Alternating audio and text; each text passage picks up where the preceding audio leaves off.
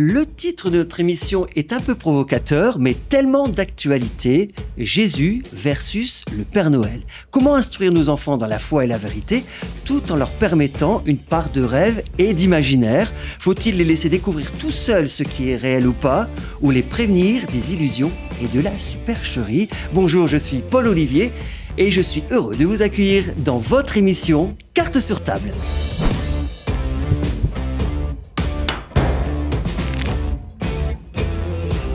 Aujourd'hui, nos invités sont les premiers concernés par la fête de Noël. Je vais les accueillir. Zoé, Paul, Céla, Eden, Johanna, Axel, Elia. Et on va leur poser des questions. 5 petites questions, adaptées évidemment à leur âge, parce qu'ils ont entre 7 ans et 10 ans, qui parlent de Noël en mêlant l'histoire de Jésus et celle du Père Noël. On les retrouve tout de suite. Bonjour, je m'appelle Axel et j'ai 9 ans. Je m'appelle Johanna. Je m'appelle Elia. Je m'appelle Paul et je suis en CM1. Je m'appelle Zoé. Je m'appelle Céla. Je m'appelle Eden. J'ai 9 ans et je suis en CM1. Et toi, alors pour toi Zoé, qu'est-ce que représente Noël? C'est fêter la naissance de Jésus, recevoir des cadeaux ou passer du temps en famille? Qu'est-ce que tu préfères dans Noël? Passer du temps en famille. Ça, c'est ce que tu préfères? Ouais, t'aimes bien t'amuser? Est-ce que t'aimes bien décorer ta maison à Noël? Oui. Qu'est-ce que tu mets dans ta maison? Les sapins de Noël, les décorations. Est-ce que tu mets une crèche? Oui. Est-ce que en décorant ta crèche, t'as déjà mis le petit Jésus dans la crèche? Oui. C'est vrai? Pourtant, il n'est pas encore né. Que c'est la naissance de Jésus. Que ça? Et aussi que j'aime bien les cadeaux. T'aimes bien les cadeaux? Pour moi, c'est à peu près les 3 réponses parce que passer du temps en famille, c'est vrai. La naissance de Jésus, c'est vrai aussi. Et avoir des cadeaux sous le sapin, c'est vrai aussi pour moi. Donc, en fait, pour moi, les 3, elles sont bonnes. T'aimes bien recevoir des cadeaux? Oui, toutes les 3 réponses, elles sont bonnes. Bon, super. La naissance de Jésus. Il n'y a que ça que tu fêtes à Noël? Non, aussi les cadeaux et la famille. Que tu sois gentil ou pas, t'as des cadeaux? Oui. Alors, la naissance de Jésus, c'est bien. Et aussi, passer du temps en famille, j'aime bien aussi. T'aimes bien aussi passer du temps en famille? Et les cadeaux, t'aimes quand même un petit peu? Oui. T'as fait une liste au Père Noël? Oui. L'amour. L'amour, waouh, super. Et pourquoi l'amour? Qu'est-ce qu'il y a de particulier qui te fait penser à l'amour à Noël? D'être content. Un petit peu de tout, c'est vrai. C'est vrai? Qu'est-ce que tu sais de l'histoire de Jésus? Si tu devais un peu raconter l'histoire de Jésus à Noël, c'est quoi? Quelques mots. Des images qui te viennent dans la tête, comme une bande dessinée, tu sais? Qu'il y a Marie et Joseph. Ouais. Avec un âne. Ouais. Et Jésus était venu pour faire quoi, alors? Pour raconter Dieu. Ouais, pour représenter Dieu. C'est tout à fait ça, en plus, tu as raison. Tout ce que je sais, c'est qu'il est né dans la crèche. Que Jésus, il est né, il y a des cadeaux, on passe un bon moment en famille. Le soir, on mange un repas. Je sais qu'il y a 3 rois mages qui vont venir lui offrir de l'encens, de la myrrhe et de l'or. Je sais qu'il est né dans une étable, dans une mangeoire avec Marie et Joseph. Je mettrais Marie et Joseph et Jésus dans une crèche. Est-ce que tu crois au Père Noël ou tu crois en Jésus? Je crois en Jésus. Moi, je crois en Jésus, je crois pas au Père Noël. Au Père Noël. Non, c'est parce qu'en fait, j'ai déjà vu des copines qui, elles, disaient « Oh, j'ai vu le Père Noël !» Sauf que c'était son tonton qui venait. Et moi, j'ai déjà vu mes cadeaux. Mes parents mettent les cadeaux sous le sapin, donc forcément. En Jésus. En Jésus. Et le Père Noël, t'y crois pas? Non. Tu l'as déjà vu pourtant? Non, ma maman, elle me l'a déjà dit. Que Jésus. Que Jésus? Tu crois pas au Père Noël? Non. Des fois, est-ce que tu aurais envie d'y croire comme les copains y croient? Je sais pas. Est-ce qu'il y a une petite part de rêve qui te dit « Oh, ce serait quand même chouette qu'il existe ?» Un petit peu. Ouais, super, c'est normal, t'as raison. En Jésus. Et des fois, est-ce que tu te dis pas « Ça serait quand même un personnage que j'aimerais rencontrer s'il existait ?» Des fois, t'as envie d'y croire un peu? Ouais. En Jésus. Est-ce que tu crois que le Père Noël a existé? Non. Jésus. Tu crois en Jésus. Mais est-ce que des fois, tu te dis l'histoire de Noël, c'est une belle histoire, le Père Noël. Oui. Et qu'est-ce que tu préfères à Noël? C'est le moment des cadeaux, quand il y a le repas, quand tu mets la crèche, quand tu prépares le sapin. Qu'est-ce que tu préfères quand on dit « Ouais, ça va être Noël », qu'est-ce que tu as envie de faire tout de suite? J'ai deux choses. Vas-y. J'ai envie de décorer la maison et aussi d'avoir les cadeaux. Moi, c'est quand on mange tous ensemble et qu'on nous déballe les cadeaux. Ah, Décorer la maison. c'est quoi la Et quoi d'autre encore? De danser. Bah, j'aime bien les cadeaux et passer du moment en famille aussi. Famille? Décorer la maison. T'aimes bien décorer la maison? Tu mets quoi dans la maison? Des guirlandes, le sapin et... Tu mets pas une crèche? Si, beaucoup. Vous avez beaucoup de crèches. Elle est grande, elle est petite? Il y en a plusieurs de différentes tailles. Les cadeaux. Les cadeaux. Et tu crois que tu vas avoir combien de cadeaux cette année? Je sais pas. Tes copains, eux, quand ils fêtent Noël, parce qu'ils espèrent que le Père Noël va ramener toute la liste qu'ils ont écrite au Père Noël, ou est-ce qu'ils pensent à Jésus? Ils pensent à Jésus. Ils pensent à Jésus, tes copains? Tous? Ou il y en a qui font leur petite lettre au Père Noël? Ouais. Toi, tu fais une lettre au Père Noël? T'as fait une lettre au Père Noël? Et il y a combien de cadeaux dedans? T'as demandé combien de cadeaux? 3. Bah, moi, je pense que c'est plus pour le Père Noël. Parce qu'il y en a beaucoup qui sont pas vraiment chrétiens, donc c'est plus pour le Père Noël. Bah, j'ai une copine qui croit pas en Dieu, donc pour elle, c'est plus... on a des cadeaux. Ouais, mais c'est bien aussi, on peut croire en Jésus et aimer les cadeaux. Toi, t'aimes bien les deux, je crois. Oui. Ouais, t'as bien raison. La naissance de Jésus et les cadeaux. Ouais. Ils le savent, mais ils pensent pas trop à... Ils pensent au Père Noël, au bon repas, aux cadeaux. Non, mais toi aussi, t'as le droit de penser au bon repas et aux cadeaux, hein, parce que je crois que t'aimes bien ça. Alors, je dirais peut-être les deux, parce que je connais des copains dans ma classe qui sont chrétiens et qui vont à l'église, donc les deux. Il y en a qui n'ont pas la même façon de célébrer Noël et il y en a qui ne fêtent pas de Noël, donc on ne dit pas que ça trouve bizarre, mais c'est juste une façon. Ouais. Et toi, tu en parles, des fois, tu parles que pour toi, Noël, c'est la naissance de Jésus, l'espérance, la joie qu'apporte la venue de Jésus. Tu leur parles des fois de ça? Oui. Ouais. Et comment ils réagissent? Ils trouvent ça super ou ils se moquent un peu de toi?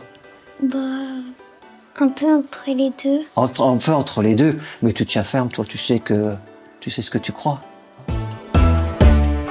On se retrouve sur le plateau avec nos invités du jour. On a la chance d'avoir la petite famille Balverde, que dis-je, la grande famille avec papa, maman, Eden, et c'est là qu'on a vu tout à l'heure. Summer? Oui. On est content de te retrouver dans l'émission. Je crois que Sam, c'est la première fois que tu viens sur 4 sur table. C'est ma première, oui. Ouais, c'est une première. On est content de vous recevoir en famille. C'est ça aussi Noël. Et je voulais vraiment qu'on ait cette petite famille réunie. Et les filles, ça fait longtemps qu'on tourne. Ils sont un peu fatigués, mais ils sont super contents d'être avec nous. On va évoquer les 5 questions que j'ai posées aux enfants. Et peut-être avoir, vous, votre point de vue, votre regard en tant que parent, d'abord, papa, maman, et puis aussi en tant que pasteur. Je leur ai posé la question, qu'est-ce que Noël pour toi? Cette question permet de comprendre comment les enfants perçoivent Noël, entre l'aspect religieux et l'aspect festif, et aussi l'aspect commercial qui est devenu cette fête de Noël. Aujourd'hui, comment instruire nos enfants dans la foi et la vérité, tout en leur permettant, ce que je disais dans le titre, une part de rêve et d'imaginaire. Alors, je sais que Summer est passionnée par Noël. J'aime. Elle aime ça. Donc voilà, si vous avez simplement par rapport à le fait de laisser ce part de rêve et d'imaginaire dans l'esprit des enfants. Imaginaire, je ne sais pas si je suis autant dans l'imaginaire. Je sais que quand j'étais petite, je croyais en Père Noël, jusqu'à peut-être l'âge de 6 ou 7 ans, peut-être. Mais quand j'ai appris qui c'était le Père Noël, j'étais un peu...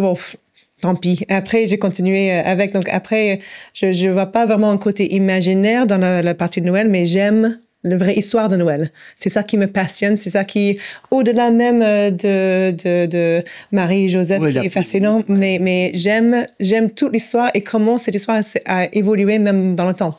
Donc, c'est ça qui la semaine dernière, ma fille m'a demandé, c'est quoi que tu aimes le plus de Noël? Et j'ai mis, l'histoire, j'aime cette histoire de Noël. Ça me passionne et Et En plus, en tant qu'Américaine, on sait que toute cette période du mois de décembre avec Thanksgiving et puis Noël qui arrive, c'est vraiment l'excitation et puis la décoration aussi. On sait les sapins à New York, c'est quelque chose de magnifique.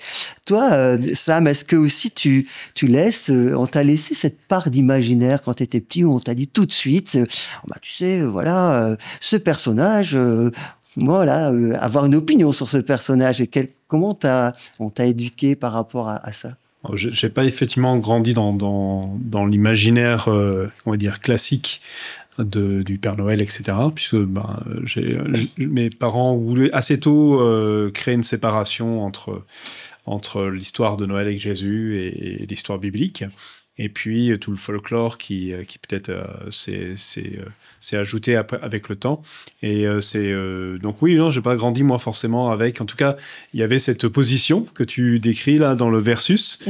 Oui, il y avait véritablement, et même parfois, cette volonté de dire non, on veut pas avoir ces autres choses qui peut-être ont pris de plus en plus de place et de retrouver, qui ont pris cette place de l'histoire de l'arrivée et la naissance de Jésus. Mais dans ton imaginaire, comme on peut croire à des personnages de BD ou alors des super-héros, il n'y avait pas quand même cette petite notion de dire à un moment donné, de dire peut-être qu'il existe. Comme on me dit que Jésus existe, parce que c'est des personnages qui sont pour des enfants, des personnages qu'on raconte une histoire. Qu'est-ce qui fait qu'à un moment donné, tu as fait cette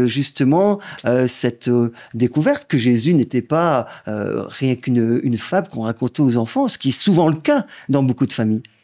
Oui, alors ça prend. Je pense que quand on est enfant, on s'en rend pas trop compte de ce qui est vraiment réel, et puis même notre imaginaire, même par rapport à la crèche et tout ça, il y a beaucoup d'imaginaires. Tu faisais une crèche dans ta maison? Oui, on avait une crèche, et puis on avait tous les spectacles d'enfants dans les églises, etc. Donc on refaisait toutes les phases de l'arrivée. Combien de fois t'as fait Joseph dans la crèche? J'ai tout fait, je crois. Et Jésus aussi. J'ai fait du petit mouton à un arbre en passant par Joseph. Alors je m'adresse aux parents de Sam, s'il y a des dossiers, pour nous l'envoyer pour l'émission, parce que ça serait marrant de le mettre en fond. Mais c'est vrai que on a fait tous les personnages de la crèche. Moi, j'aime vraiment cette période-là aussi de se rappeler aussi. Puis ça évoque systématiquement, moi c'est comme ça, notre enfance Noël. C'est marrant, c'était relié un peu à l'origine. Et puis nos plus beaux Noëls, on dit que c'est les Noëls de nos enfants. Je leur ai également posé la question, que sais-tu de l'histoire de la naissance de Jésus à Noël? On remarque quand même que peu d'enfants savent vraiment ce qui s'est passé à Noël. Il est difficile pour nos enfants d'avoir un avis différent. J'entendais des enfants qui disent moi je pense autrement, surtout quand ils sont jeunes. Comment en tant que parents les soutenez-vous dans cette situation qu'ils vont peut-être rencontrer souvent dans leur vie, au long de leur vie, d'avoir un avis différent par rapport à la majorité de leurs copains, leurs copines? Comment vous les préparez à ça? On discute, n'est-ce pas? Vous parlez parfois de ce que vos copains ou copines pensent à l'école, et puis on parle de ce que nous croyons en tant que chrétiens. Et la vraie histoire selon ce que la Bible proclame de la venue de Jésus, mais aussi qu'il y a plein de personnes qui vont pas croire dans ces choses pour des différentes raisons. Mais que l'histoire de Noël, toutes les festivités, c'est vraiment lié à cette belle histoire. Donc, on aime bien y avoir des discussions. Ce que je trouve intéressant, c'est la confrontation, en fait, parce que je pense que la foi se construit comme ça, en fait. On peut pas. C'est parfois ce qu'on essaie d'inculquer aux enfants dès leur plus jeune âge, mais en fait. On essaie de leur donner notre récit, mais il faut qu'ils confrontent ce récit-là à d'autres récits pour qu'ils se fassent leur propre conviction. Et puis de se dire, nos enfants, les habituer à pas croire ce que la majorité des gens pensent. C'est un peu à contre-courant. On a des petits saumons qui souvent remontent la rivière, la descendent, et la vie, elle est comme ça. Et puis, ce qui est extraordinaire, c'est que des fois, leur témoignage permet aussi aux autres enfants de découvrir ce qui est réellement Noël. Je sais que ma femme étant institutrice, elle avait des enfants, elle faisait une petite crèche, elle expliquait Noël, et elle voyait des enfants, même qui étaient des fois de religions différentes, qui se disent c'est ça Jésus. Et je leur ai demandé quel était leur moment préféré à Noël. Alors certains adore la période de Noël. Hein. Moi, je fais partie du club de Summer parce que moi, Noël, c'est les chants de Noël du 1er au 31. C'est la playlist, c'est sûr. C'est des fois, on cherche même pas ce qu'on va mettre. Puis maintenant, il y a les films de Noël. Hein. C'était la mode aux États-Unis, en Angleterre, mais ça déferle. On voit les films de Noël. Et vous, en tant qu'adulte, quels sont vos meilleurs souvenirs de Noël? Si tu peux m'évoquer un souvenir de Noël qui remonte à ton enfance. Alors j'ai envie qu'il y ait un peu d'émotion. On va mettre un petit peu de violon, les chants de Noël. Je pense que Noël, c'est un ensemble de choses, en fait. Parce que, comme tu dis, c'est toute une période. Il y a plein de choses. Moi, quand j'étais plus jeune, j'habitais en Alsace.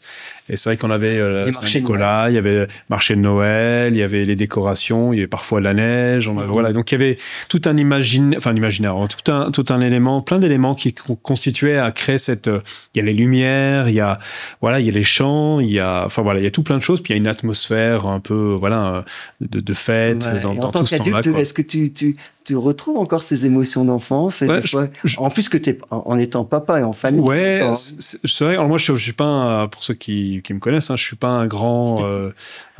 T'exprimes pas forcément ce que tu ressens toujours de façon. Non, j'avoue que je suis souvent un peu distant avec tout ce qui est un peu de créer des instants comme ça, etc. Parce que pour moi, c'est une date, c'est une période. Bon, pourquoi pas celle-ci et pour une autre. Mais avec le temps, je me rends compte aussi l'importance de marquer les saisons et de marquer les temps forts. Qui sont à la fois des marqueurs dans une vie qui même dans une année et je pense même en tant que chrétien qu'on voit dans la Bible qu'il y a des moments vraiment marqués et on peut pas prendre les jours comme les uns après les autres. Je sais que parfois en tant que chrétien évangélique j'ai grandi avec ce côté où tous les jours c'est Noël, tous les jours c'est Pâques, tous les jours c'est un peu tout quoi on va dire. Puis ça marque les mais saisons. Du coup on perd un peu ce côté aussi particulier et puis je trouve que c'est une des rares fêtes qui reste commune à tous les tous les Français je demande occidental et moi même au-delà et c'est vraiment un moment particulier assez unique où on retrouve j'allais dire c'est des valeurs qui puis les sens de la famille souvent ça on retrouve des membres qu'on voit pas souvent alors des fois il y en a qui aiment ça il y en a qui aiment pas du tout il y en a qui ont peur de Noël justement en disant tiens je vais voir tante Ginette elle je l'aime pas trop mais bon on va faire avec moi j'ai beaucoup c'était mes grands-parents on allait les revoir on se retrouvait. Moi, j'ai beaucoup de beaux souvenirs de mes grands-parents. Donc maintenant qu'ils sont plus là, c'est sûr que ça garde une autre saveur. J'ai l'impression qu'il faut reconstruire ou recréer Noël régulièrement. Le soir de Noël, moi, c'est ce que je dis souvent, on regarde les chaises vides et tous ceux qui étaient présents et qui sont partis, c'est aussi de se dire, ça aussi peut-être un moment de penser à ceux qui sont partis et tous ces moments parce que c'est des marqueurs de la vie et puis moi j'aime ça et je trouve que c'est aussi ça permet aussi de pouvoir penser à eux à ce moment-là. La dernière question que je vais vous poser, c'est pourquoi penses-tu que tes copains fêtent Noël? Pouvez en conclusion nous expliquer simplement ce que représente aujourd'hui. Alors, on sait que on a la chance d'avoir un couple pastoral dans l'église, un papa et une maman, qui vivent le quotidien avec des enfants et qui sont ensemble aussi à apporter l'évangile. Une conclusion sur la joie de Noël, l'espoir qu'apporte aux croyants aujourd'hui et au monde la naissance de Jésus. Il y a longtemps, il y a des naissances extraordinaires, mais de plus de 2000 ans, on parle encore de cette naissance. En quoi cette naissance a impacté le monde et l'impacte encore aujourd'hui? C'est étonnant que cette naissance qui est toute simple, qui est sans doute la naissance la plus simple qui puisse exister, la plus anodine, la plus simple, aujourd'hui a marqué le monde et aujourd'hui donne tellement d'espoir aux chrétiens. Peut-être en conclusion d'expliquer cela. Pourquoi aujourd'hui la naissance de Jésus est un marqueur? Ça en dit long par rapport à la personne de Jésus. Le fait qu'il naisse, qu'il vienne ici, qu'on fête sa naissance le 25. Si c'est le 25 ou pas, c'est pas la question. C'est le fait nous célébrons sa venue sur terre le 25 décembre. Et c'est ça le plus important. Toutes les autres choses qu'on pourrait fêter, c'est comme si ça n'a pas la même puissance. Parce que la puissance de Christ se fait ressentir encore aujourd'hui. encore agit aujourd'hui dans les cœurs des personnes. Et nous voyons que les vies changées, c'est encore aujourd'hui, donc c'est pas. Et c'est l'accomplissement d'une promesse, parce que Noël n'est pas arrivé comme ça dans le calendrier, comme à un temps donné. Près de 500 ans avant, c'était annoncé par les prophètes. Ouais, même encore avant, j'allais dire même ça a été prononcé dès le début. Ouais, dès le début. Mais c'est vrai que en fait, je pense que Noël, c'est juste le fait et que Dieu vienne à la rencontre des êtres humains et qui deviennent non pas déjà accomplis ou juste pour ou en super-héros, voilà, mais devenir dans toute simplicité. Et en fait, je pense qu'on peut tellement facilement résumer l'évangile aussi. C'est Dieu qui vient à la rencontre des hommes. Dans la forme la plus simple qui puisse exister. La plus fragile, la plus vulnérable. Et puis, qui vient pas nous condamner, nous détruire, mais qui vient cette fois-ci avec vraiment ce désir de se trouver au milieu des hommes. Et ça, c'est le message de l'amour de Dieu. Et c'est pour ça que c'est aussi marquant. Et puis, ça a complètement bouleversé l'humanité, au tel point qu'aujourd'hui, on compte. Ouais, avant Jésus-Christ, c'est fou, hein. Notre calendrier tourne autour de ça. Notre calendrier tourne autour de cette naissance. Et on dit avant, qu'on soit chrétien ou pas, on dit avant ou après Jésus-Christ, commence à marquer une naissance dans une petite ferme, dans un petit village de Judée, insignifiant. Une étoile, les bergers qui viennent.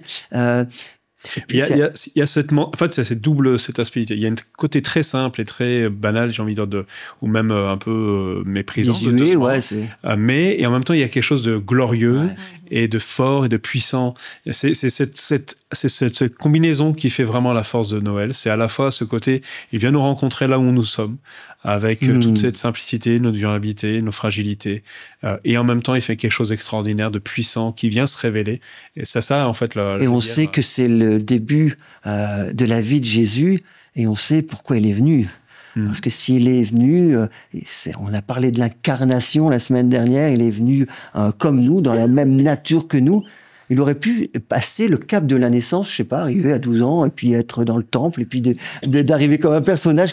Mais non, il est arrivé et grandir avec un papa, une maman. Vous saviez que Jésus avait un papa et une maman comme vous, et qui leur a appris à faire des choses. Et je trouve ça extraordinaire. Puis c'est l'espérance d'un sauveur. Ouais. Et je crois que c'est avant tout ça, Noël, c'est l'expérience d'un sauveur. Un sauveur nous est né, Christ nous est donné. Il est celui aussi qui est appelé prince de paix. Je pense que notre monde a bien besoin dans cette période de redécouvrir celui qui est le prince de la paix. C'était vraiment un plaisir de vous avoir, la petite famille. Vous êtes super chou. On était contents d'avoir les enfants. On les remercie encore. Et n'oubliez pas, dans cette émission, nous prenons le parti de parler vrai et surtout de toujours mettre carte sur table. On vous souhaite un très, très joyeux Noël. À bientôt. Ciao.